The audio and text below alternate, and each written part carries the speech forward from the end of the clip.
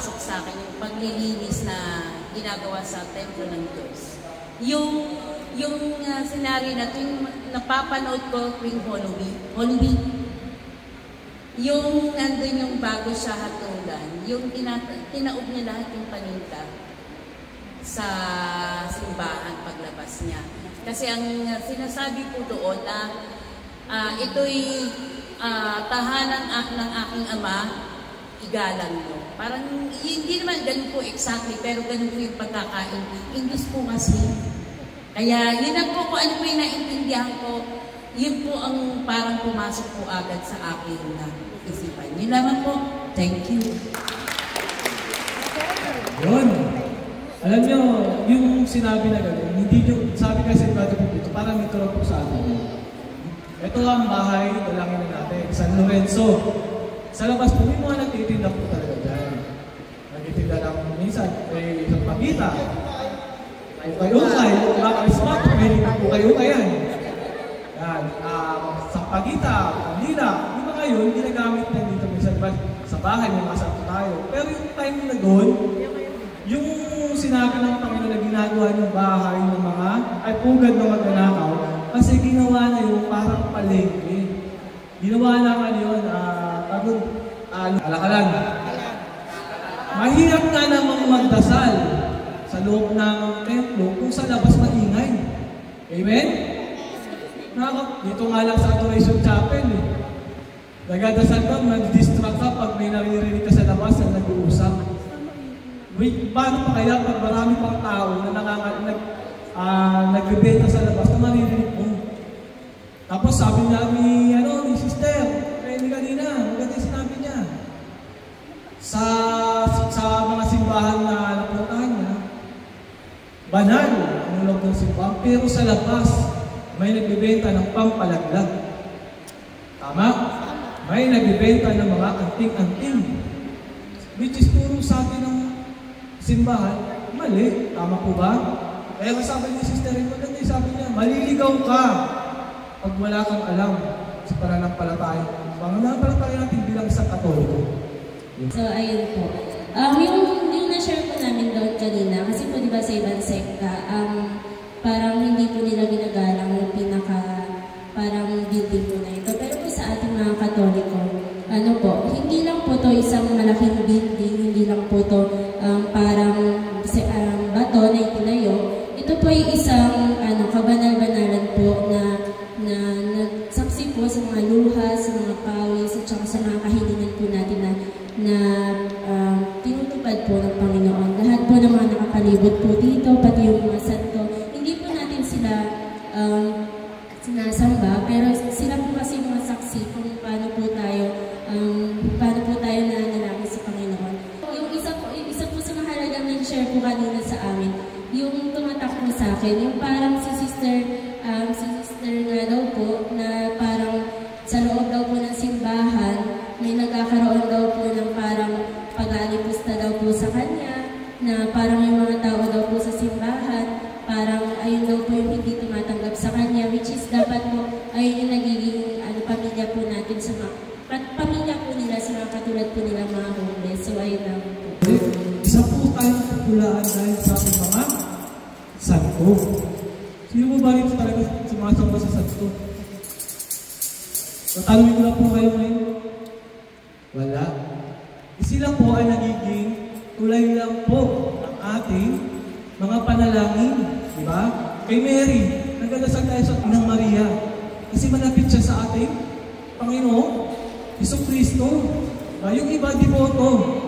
Yung iba, pasyon na talaga nila, wala tayong magagawa. Kasi bilang Pilipino, may mga kultura tayo na mahirap ng bali. Simula hanggang ngayon.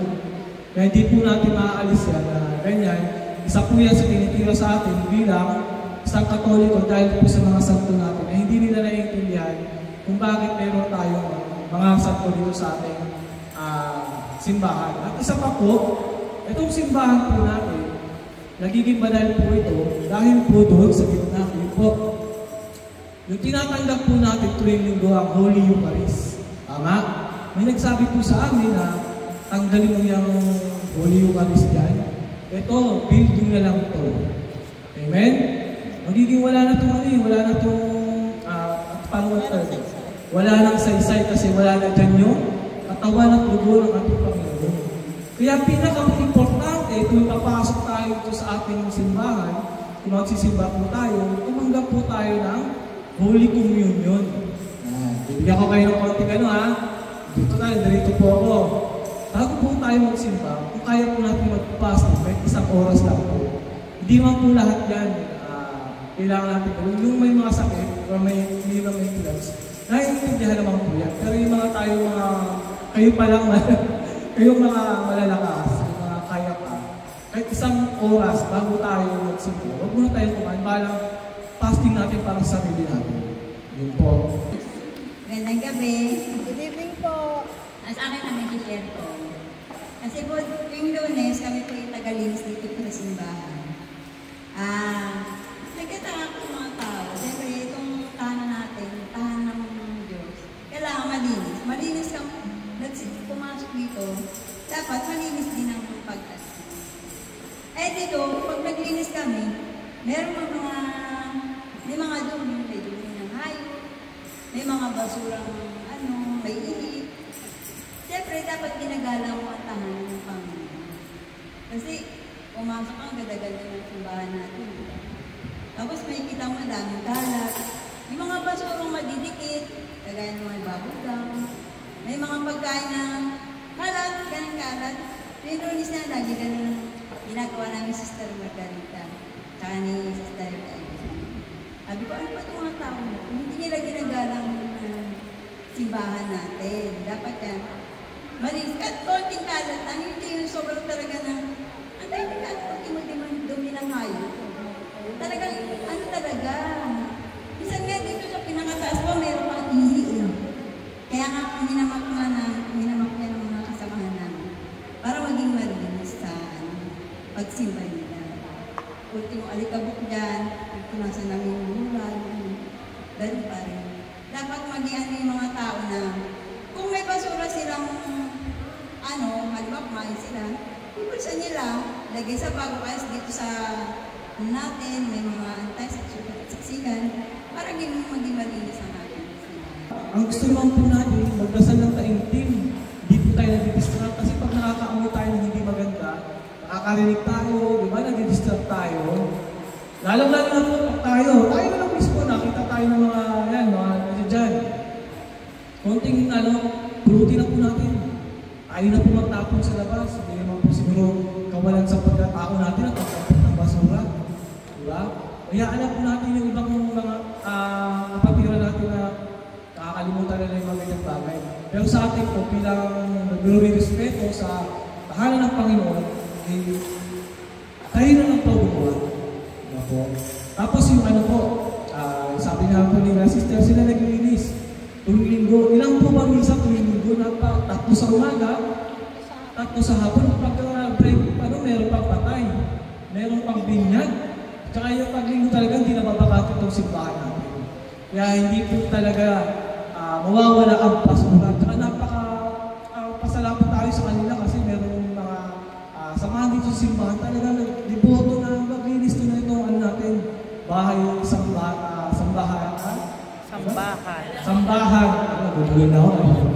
Ang sabi ng naisip ng templo,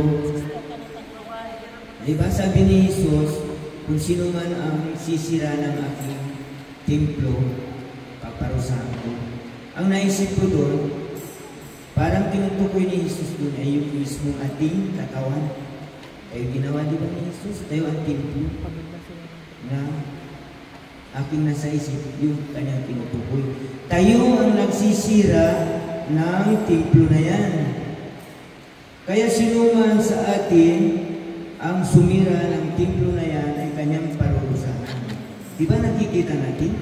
Halimbawa, yun, katawan ni Juan de la Cruz, sinira ko. Diba may katapat na kaparusahan ako? Talasan na lang natin ang ating mga isipan. Ang aking kakulangan, inyong dagdagan. Idea lang sa akin, labisan pa ninyo ang inyong pag-unawa. Ulit ko, templo. Ang ating katawan ang sumisimbolo. Templo, katawan mo ang sumisimbolo, sirain mo. Halimbawa, gawin mo mga masama. Lasinggiro ka, sugaliro ka, maritis ka, etc. Ibig sabihin yung magandang templo na ginawa ng Diyos, ikaw ang sumisira. Kasi ginawa mo hindi maayos.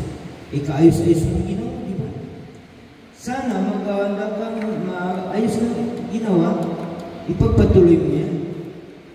Ayusin mo at maaaring mas lalong maayos pa. Ipakita natin kay Lord na may gawa na hindi siya nagkamali. Kalugod-lugod ang kanyang ginawa, mas lalo pa natin pinaganda. Kung magawa tayo ng kanyang mga utos, kung anong kanyang mga bawal ating iniwasan, sana all. Diba? Sana all. Yun lang ang aking masasabi na ang sumisimbolo sa templong tinutukoy ni Jesus ay ang ating mga kanya-kanyang mga sarili. Sana ating itong mahalin, pahalagaan, para di dumating ang panahon na tayo paparusa ng ating Panginoon. Kung paano ko ba i-interpret sa kanila yung templo at yung kalakaran sa labas. Buti lang si Brother Pilipino una ko.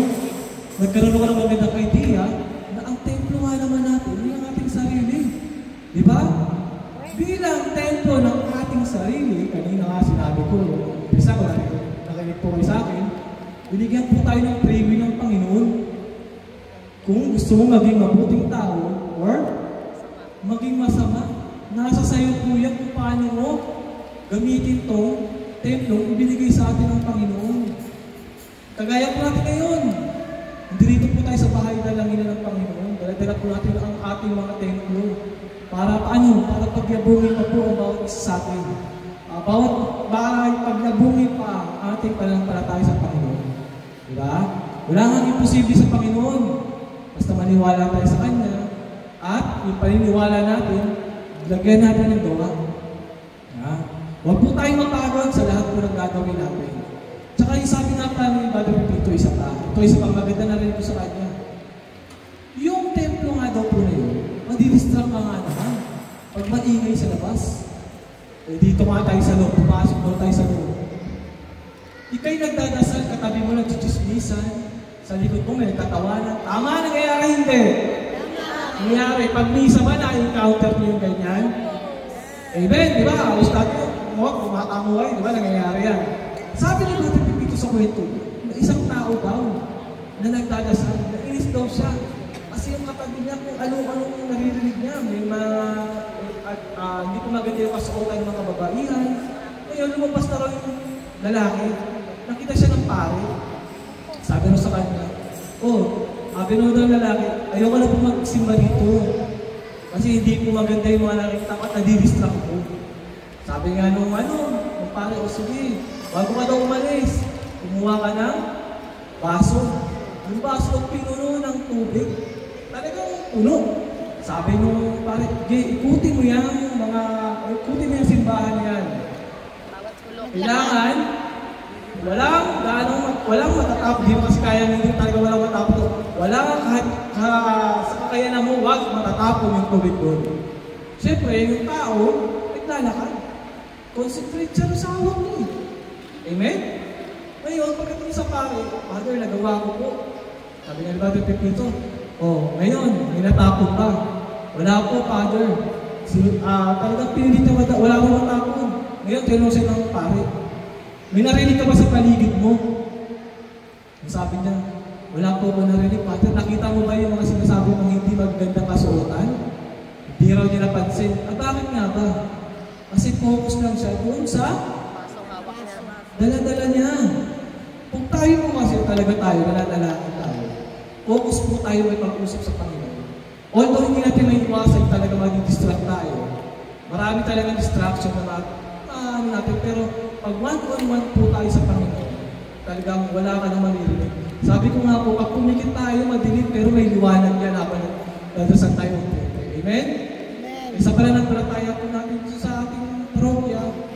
Isipin po natin, nakausap lagi natin ang Panginoon. Huwag po tayo magpa-distract. Yung gusto po natin sa Panginoon, yun lang po maging panghawakan natin.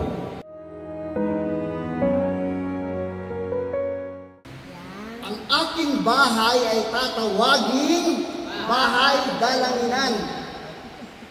Ngunit ginawa niyong pugad ng magnanakaw. Sabi po ni Brother dito, yung templo daw po natin, ang katawan natin ay templo ng banal na Espiritu Santo. Bukod sa simbahan ito, sabi nga ni Brother Luis, pag inalis mo dyan, yung banal na tabernakulo dyan, ito ay isa lamang usan. Amen? Nawawala yung pagkabanal na ito. Na? Pero kung nandiyan yan, dapat igalang natin ang simbahan na ito. Ganun yung nais ng pag-ating ng ating Panginoon. Amen? Kasi doon, sa templo na yun, may tabing yun. Tapos nandun yung sinasambahan nila. No, nandoon yung mga nanangunuhan siya. No? Pero sabi ng ating Panginoon, yung templo na ito, ano yung guguro? Pero kaya kong itayo sa loob ng 3 araw.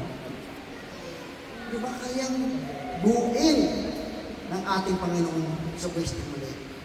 At ayun nga yung nangyari pagkatapos ng kanyang kamatayan. At nung araw, siya'y nabuhay na mamuli. At si Kristo mismo ang siyang naging simbahan. No? Ang naging iglesia. No? Kasi ang ibig sabihin po ng simbahan, iglesia.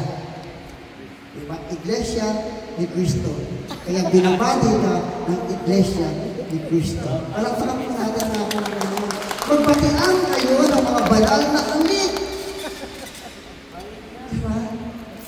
This is step 2. No? Tayo ay mga templo ng Espiritu Santo.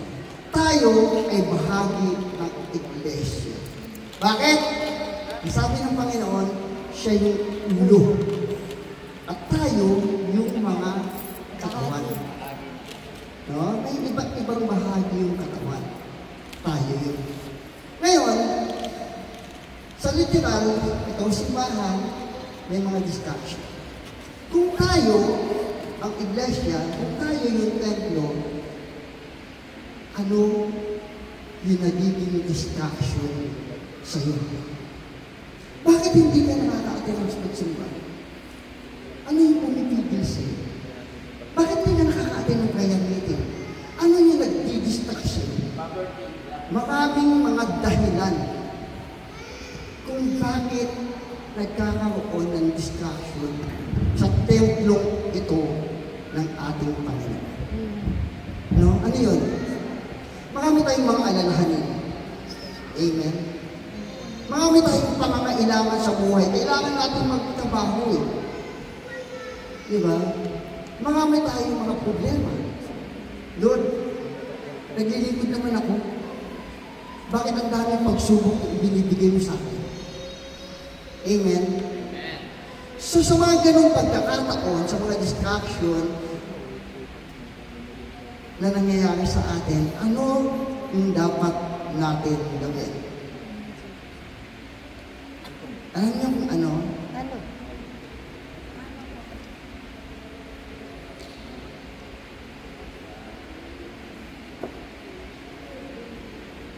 Taimtim kayong makinig. No, nandun sa dulo, sabi pa, wala silang nakitang paraan upang maisagawa ito sapagkat taimtim na nakikinig sa kanya ang buong bayan. Makinig po tayo sa Diyos. All the distraction, kahit gaano pa kaingay yan, kahit pagkano karami yung problemang meron ka, kahit gaano pang alalahanin meron ka, kahit gaano pang sakit yung meron ka, sabi ni Luis, makakakita ka ng liwanag. Ang kailangan mo, makinig ng kaintin sa Diyos. Kasi, it's true in our God. Diba? May pagkwentuhan ka sa Kanya. Lalalim yung pananampalataya meron ka ngayon.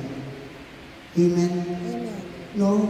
Hindi mo wala po yung distraction. Makakakita ka ng distraction habang nagsisimba ka. No?